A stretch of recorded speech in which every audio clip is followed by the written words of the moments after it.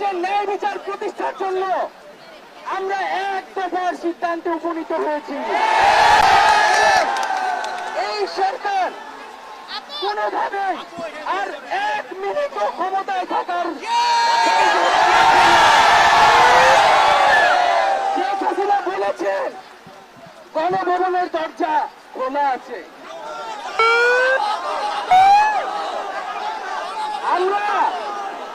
আমরা সাধুবাদ জানাই যে তিনি আগেই বুঝতে পেরেছেন যে গণভবনের দরজা খোলা রাখতে হবে।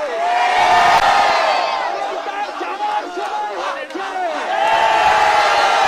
আপনি দরজা খুলে অপেক্ষা করুন। আমরা আপনাকে উৎখাত করার জন্য আসবো। শুধু শেখ হাসিনাকে পদত্যাগ করলেই হবে না। এই যে খুন, লুটপাট, দুর্নীতি এই দেশে হয়েছে তার বিচার হতে হবে। আমরা পদত্যাগ দিয়ে তাকে কোনো এক্সিট রুট দিতে চাই না।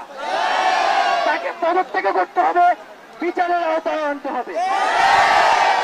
এবং শুধু শেখ হাসিনা নয়, পুরো মন্ত্রী পরিষদ, সরকার সবাইকে পদত্যাগ করতে হবে।